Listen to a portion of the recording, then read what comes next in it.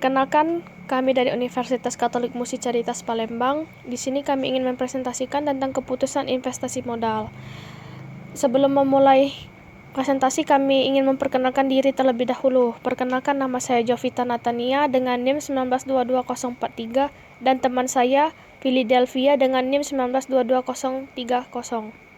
Pengertian dari keputusan investasi modal. Investasi modal digunakan untuk menjelaskan rencana manajer untuk mengeluarkan dana dalam jumlah besar untuk membiayai proyek-proyek yang memiliki implikasi jangka panjang.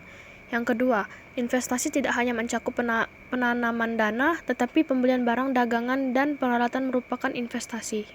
Yang kedua, tujuan. Tujuan investasi modal digunakan untuk menjelaskan rencana manajer untuk mengeluarkan dana dalam jumlah besar untuk membiayai proyek-proyek yang memiliki implikasi jangka panjang. Yang kedua, untuk mendapatkan sebuah pendapatannya tetap dalam setiap periode, yaitu antara lain seperti bunga, royalti, dividen, dan uang sewa, dan sebagainya lainnya. Untuk membentuk suatu dana khusus, misalnya dana untuk suatu kepentingan ekspansi dan kepentingan sosial. Yang terakhir, untuk mengontrol dan mengendalikan suatu perusahaan lain melalui kepemilikan sebagian ekuitas suatu perusahaan tersebut. Jenis keputusan investasi modal dibagi menjadi dua kelompok. Yang pertama, keputusan penyaringan atau screening decision adalah jenis keputusan yang berkaitan dengan apakah usulan proyek investasi memenuhi standar yang telah ditetapkan sebelumnya. Dan yang kedua adalah keputusan pemilihan, preference decision, adalah jenis keputusan yang berkaitan dengan pemilihan beberapa alternatif usulan proyek investasi. Metode pengambilan keputusan. 1. Metode nilai bersih sekarang atau net present value. Penilaian sebuah usulan investasi dilakukan dengan prosedur sebagai berikut. Yang pertama, seluruh arus kas masuk yang dijanjikan oleh sebuah proyek investasi dinilaikan tunai. Yang kedua, seluruh arus kas keluar selama umur proyek juga dinilai tunaikan. Yang ketiga, nilai tunai arus kas masuk dijumlahkan dan nilai tunai arus kas keluar juga dijumlahkan. Yang terakhir, bandingkan nilai uang kas arus kas masuk dan jumlah nilai tunai arus kas keluar. Selisih antara kedua angka disebut dengan net present value. Angka ini digunakan untuk membuat keputusan menerima atau menolak sebuah usulan investasi. Metode pengambilan keputusan. Yang kedua, metode tingkat kembalian internal atau internal rate of return atau IRR. Internal rate of return adalah tingkat bunga yang dijanjikan oleh sebuah proyek investasi selama umur proyek tersebut. Tingkat bunga ini sering disebut dengan hasil sebuah proyek investasi. IRR dihitung dengan mencari tingkat bunga yang menyamakan nilai tunai arus kas keluar dan nilai tunai arus kas masuk dalam sebuah proyek. Dengan kata lain, IRR adalah tingkat bunga yang menghasilkan angka NPV sama dengan 0. Jadi, IRR merupakan true interest yield yang dijanjikan oleh sebuah proyek investasi. Yang ketiga adalah metode payback period. Payback period adalah suatu metode dalam penentuan jangka waktu yang dibutuhkan dalam menutupi initial investment dari suatu proyek dengan menggunakan cash inflow yang dihasilkan dari proyek tersebut. Yang keempat, AC rate of return. Metode ini menggunakan persentase keuntungan neto setelah pajak atas investasi awal atau rata-rata investasi awal. Data keuntungan dalam perhitungan ini diperoleh dari reported accounting income atau laba dari pembukuan akuntansi. Yang kelima adalah profitability index atau PI. Metode profitability index ini menghitung melalui perbandingan antara lain nilai sekarang present value dari rencana penerimaan kas bersih di masa yang akan datang dengan nilai sekarang atau present value dari investasi yang telah dilaksanakan. Jadi perhitungan profitability index ini dapat dihitung dengan membandingkan antara present value kas masuk dengan present value kas keluar. Perbandingan antara metode NPV dan metode IRR. Yang pertama, metode NPV lebih mudah digunakan. Yang kedua, asumsi yang dibangun dalam metode IRR memunculkan pertanyaan. Yang menyebabkan perbedaan antara metode NPV dengan metode IRR adalah yang pertama, metode NPV menganggap bahwa arus masuk kas akan diinvestasikan kembali pada tingkat kembalian tertentu. Sedangkan metode IRR tingkat kembaliannya sama dengan IRR.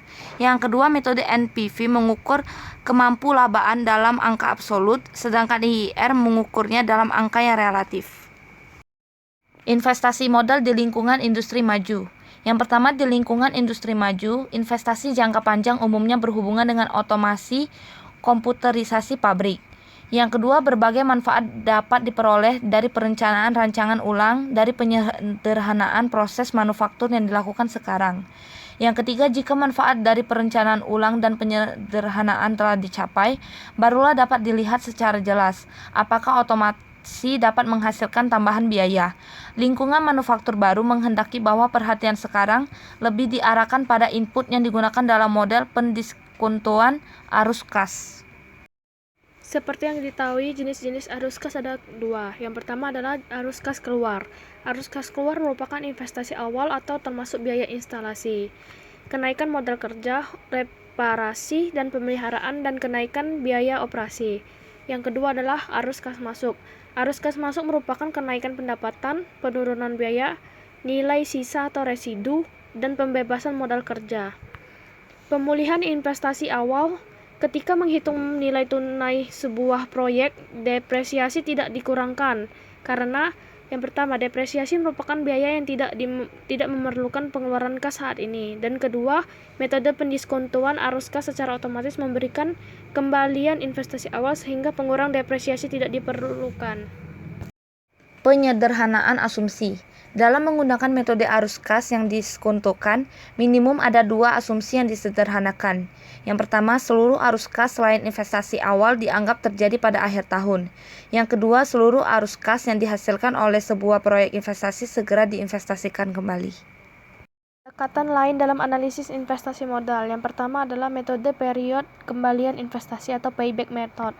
Periode kembalian investasi adalah waktu yang diberikan oleh sebuah proyek investasi untuk menutup investasi mula-mula dengan penerimaan kas yang dihasilkan oleh investasi tersebut.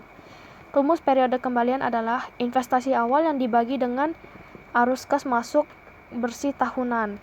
Kelebihan metode periode kembalian investasi ini adalah yang pertama, membantu manajer mengidentifikasi manakah di antara proposal yang akan dipertimbangkan untuk dievaluasi lebih lanjut dengan menggunakan metode-metode yang lebih akurat.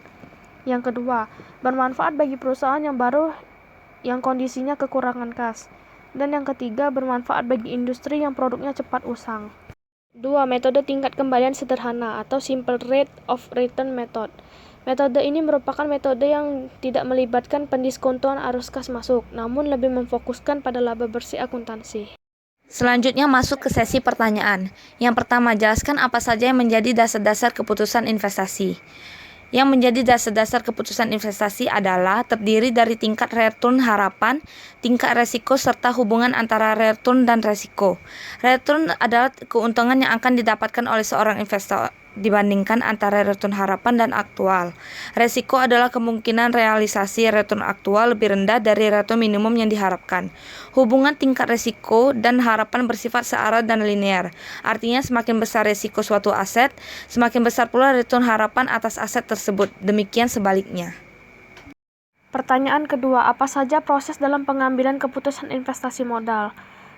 Jadi, proses pengambilan keputusan investasi modal seringkali disebut sebagai penganggaran modal atau capital budgeting. Jenis dari penganggaran modal itu sendiri ada dua, yaitu yang pertama, proyek independen atau independent project adalah proyek investasi modal yang tidak berkaitan satu dengan yang lainnya. Jadi, apabila ada proyek yang diterima atau ditolak, tidak akan berpengaruh terhadap proyek yang lainnya. Yang kedua, proyek saling eksklusif atau mutually exclusive project. Proyek ini mengharuskan perusahaan untuk memilih salah satu alternatif yang saling bersaing untuk menyediakan jasa dasar yang sama. Penerimaan salah satu proyek akan menghalangi proyek lainnya. Pertanyaan terakhir, apakah investasi modal merupakan penganggaran modal? Keputusan investasi modal berhubungan dengan proses perencanaan, penentuan tujuan dan prioritas, pengaturan pembiayaan, dan penggunaan kriteria tertentu untuk memilih aset jangka panjang. Proses pembuatan keputusan sering disebut dengan penganggaran modal. Sekian presentasi dari kami, semoga bermanfaat dan terima kasih.